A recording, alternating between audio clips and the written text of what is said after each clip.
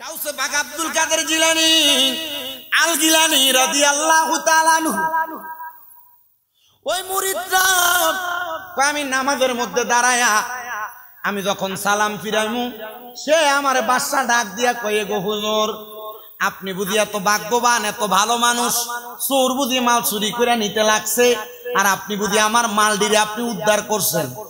যদি আমি মাল চুরি করছি আমার তো ফিরা দিব, কিন্তু আব্দুল কাদের জিলানী তো কইছে কোন সময় মিছা কথা কইলে ধরা খাইবি, আর যদি উচিত কথা কস শেষা কথা কস বাইচা যাবে, উচিত কথা কইলে বাইচা যাবে। এ কথা শুনা বাদশারে ডাক দিয়ে কর, এ বাড়ির মালিক চুরি তো আমি করছি, সত্য কথা কইছে, নিজে স্বীকার করছে। ডাক দিয়ে কই চুরি করছো তুমি? হুজুর আপনার মতো এত বড় নেককার আমি আমার জীবনে দেখি নাই। বলে কেন এই কথা? বলে হুজুর আপনি এত বড় একজন আল্লাহর ওলি, মাথায় এত বড় টুপি, এত সুন্দর পাঞ্জাবি পরা। হুজুর ও হুজুর গো আপনার কাছে আমার প্রশ্ন, একটা চোররে বাঁচাইবার লাগে চুরির দায় নিজের কান্দে লইলেন। হুজুর এতদিন পর্যন্ত আমি এত রাজপ্রাসাদের মালিক, একজন হক্কানি ব্যক্তি টোয়াই যার হাতে হাত রেখে আমি মুরিদ হইতাম। আল্লাহর কসম হুজুর আপনি যে একটা চোররে বাঁচাইবার লাগে চুরির দায় কান্দে লইছেন, আপনি আমারে মুরিদ করান ছাড়া এই বাড়ি থেকে বাইর হইতে পারতেন না। গাউসে পাক আব্দুল কাদের জিলানী ওই মুরিদ ডাক দিয়ে কয় প্রথম গেলাম চুরি করতে, হইয়া গেলাম মুরিদ, এখন আইলাম চুরি করতে, এবার মুরিদ করান লাগবে। ধরা খাইছে কেমনে রে মুরিদ করাইতাম, এত নিয়ম জানে, অজু করা লাগবে। বাদশা অজু করবে, ডাক দিয়ে আপনি অজু করে আসেন। বলে অজু তো আমার এখানে আছে, অজু করে আমি এখানে আসছি নামাজ পড়তে, এখন দেখি এই কারবার। এই বাদশা ডাক দিয়ে কয় তাহলে হুজুর মুরিদরা করান। বলে আমি মুরিদ করামু কেমনে রে বাবা, তোরে মুরিদ করাইতাম না, যত মাল সামান আছে তুমি রাখো, আমার বিদায় দাও। কয় হুজুর আমার বাদশাহী নিয়ে যান, আমার রাজপ্রাসাদ নিয়ে যান, হীরা জহরত মণি মুক্তা যা আছে সব নিয়ে যান, তবে আপনি মুরিদ করাই দিয়া যান। হুজুর ডাক দিয়ে কয় এ বাবা তাহলে তোমার ডান হাত বাড়াও। বলে হুজুর বাড়াই না। বলে তুমি আমার সাথে বলো কোনোদিন নামাজ ছাড়বা না। হুজুর ছাড়তাম না। তুমি আমার সাথে বলো মিছা কথা কইতা না। হুজুর কইতাম না। বলে এই দুইটাই তোমার মুরিদ। একটু আগে এই বিষয়ে ওয়াদা করেছে আব্দুল কাদের জিলানী, বলে এগুলাই তোমার মুরিদ। এই কথা মনে মনে স্বীকার করে আবার বিদায় হয়ে যাবে। ওই বাড়ির মালিক ডাক দিয়া কই হুজুর যা মাল সামান আছে সব আপনি আপনার সাথে নিয়ে যান। বলে কেন আপনি কি রাখবেন না? বলে হুজুর চোরে যদি নিয়ে যাইতো তাহলে এগুলা চোরে মালিক হইতো, যেটা আপনার কাছে আমি বায়াত গ্রহণ করেছি, এগুলা সব আমি আপনার দিলাম। আপনি যদি দোয়া করেন, আপনার মতো আল্লাহওয়ালা ব্যক্তি যদি দোয়া করেন, তাহলে আল্লাহ তাআলা আমার ভাগ্যে আরো সম্পদ দিবে। মনে রাখবেন আত-তাকদিরু লা ইয়ারুদ্দু, মানুষের তকদির কোনোদিন পরিবর্তন হয় না, ইল্লা বিদুআ, দোয়ার কারণে পরিবর্তন হয়ে যায়। ও বাবা আপনি যেই জায়গায় থাকেন না কেন, যেই পজিশনে থাকেন না কেন, ছোট হোক বড় হোক, সবার কাছে সব সময় দোয়া চাইবেন। কারণ মনে রাখবেন এই দোয়ার কারণে আল্লাহ তাআলা আপনার ভাগ্যকে পরিবর্তন করে দিবে, গরিব থেকে ধনী বানিয়ে দিবে, অসুস্থকে সুস্থ বানিয়ে দিবে। এবার আপনারা বলেন দোয়ার বরকতে যদি আল্লাহ তাআলা আমাদেরকে নিয়ামত দেয়, আমরা বেশি বেশি একজন আরেকজনের জন্য দোয়া করার দরকার আছে না নাই? শত্রুর লেগেও দোয়া করবেন, শত্রুর লেগে কি করবেন? দোয়া করবেন। আপনার ভাই, আপনার চাচা, নানা, খালু যে হোক সে আপনার শত্রু, দোয়া করবেন আল্লাহ সে যদি আমার শত্রুও হয় তুমি তার বিপদ আপদ বালা মুসিবত থেকে হেফাজত রাখো, তারা সম্পদের মালিক বানাও। আল্লাহ সে আমার শত্রু, আল্লাহ তার সাথে আমার শত্রুতা মীমাংসা কইরা আমাদের মাঝে ভাইয়ের সম্পর্ক তৈরি করে দাও। এই শত্রুতা যদি মীমাংসা হয়, মনে রাখবেন কাল হাসরের ময়দানে আল্লাহ আপনারা নাজাত দিবে। আস্তে কইছে সুবহানাল্লাহ, জোরে কোন সুবহানাল্লাহ।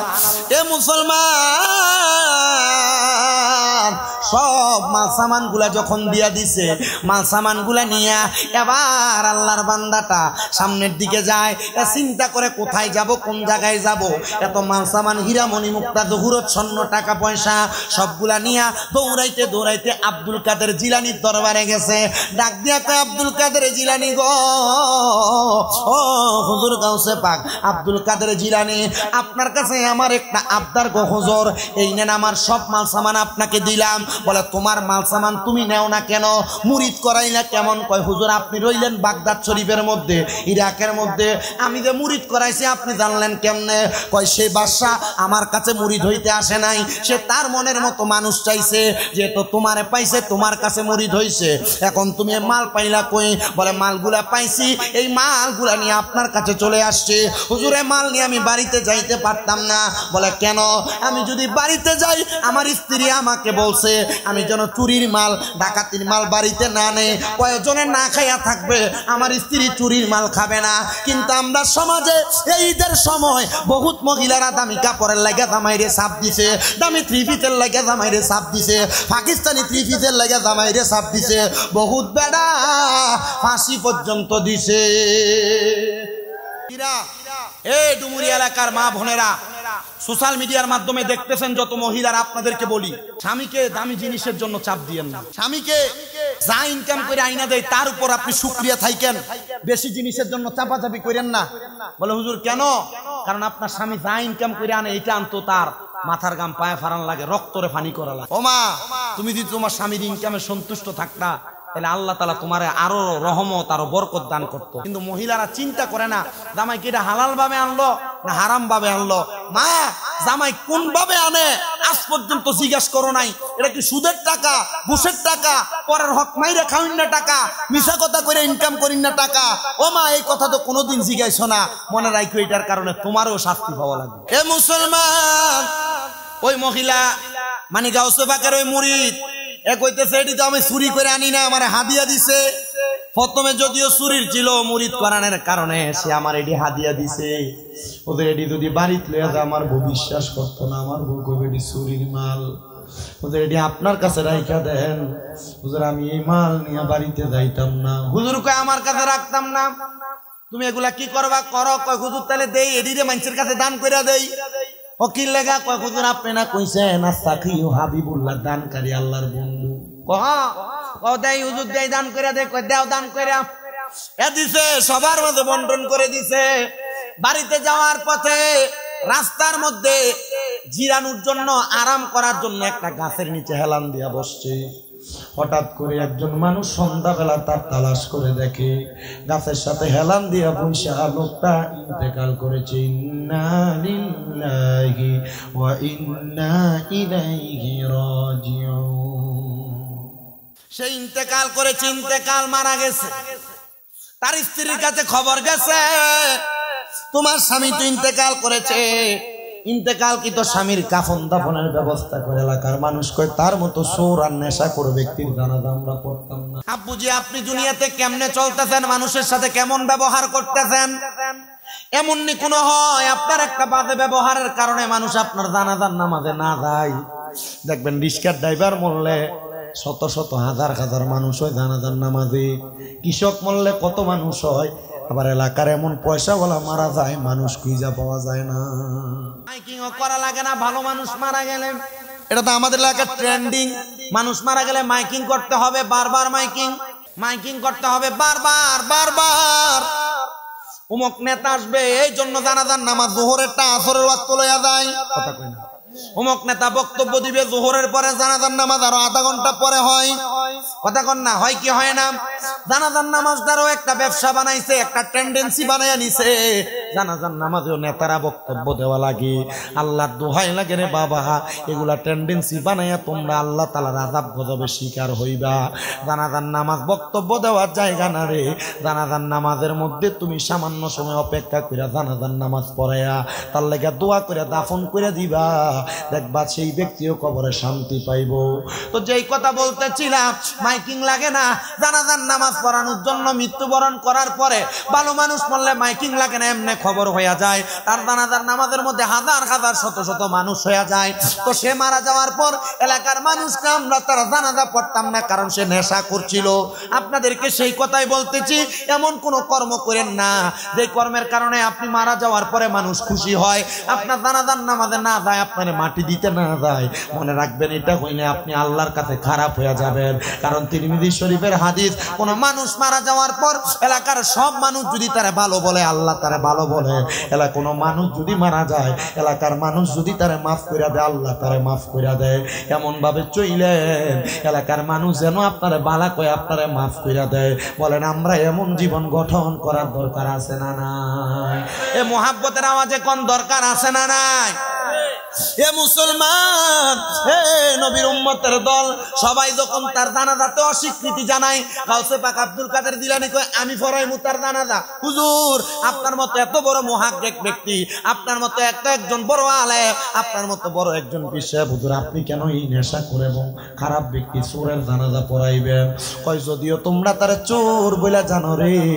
সেই ব্যক্তি গত রাত্রে যে তওবাটা করছে এর চাইতে বড় তওবার হইতে পারে না কোন মানুষ আগে খারাপ ছিল আগে বাদে ছিল হঠাৎ করে নামাজ ধরছে আমরা এলাকার মানুষ তারে টিস্কারি করে কি কবে থেকে কথা কয় না কেন হঠাৎ করে নামাজ ধরলে তারে ভিল্লা দিও না টিস্কারি করো না কারণ সে হয়তো বা আগের খারাপই সব ছাইরা দিছে এখন থেকে ইবাদতে মশগুল হয়ে গেছে মানুষের ভুলকে ক্ষমা করতে শিখো মানুষের অন্যায়কে ক্ষমা করতে শিখো তোমারে কে কইছে মানুষের ভুলের কারণে তার ভুল নিয়ে সমালোচনা করতে মনে রাখবা একজন ভুল করছে তার ভুলের কথা যদি তুমি জনসম্মুখে মানুষের পর মানুষকে বলো এটা গীবত হবে তুমি তার ভুলের কথা তার কাছে বলো গীবত করো না পর মানুষের কাছে বইলা বইলা বেড়াইও না দোকানে বইসা বইসা বইলো না বর্তমান সমাজে চা দোকানের মতো গীবতের আড্ডাখানায় বেশি নাই চা দোকানের মতো কোনো জায়গায় নাই চা দোকানে যে পরিমাণ গীবত হয় চা দোকানে যে পরিমাণ মানুষের সমালোচনা হয় আব্বাজি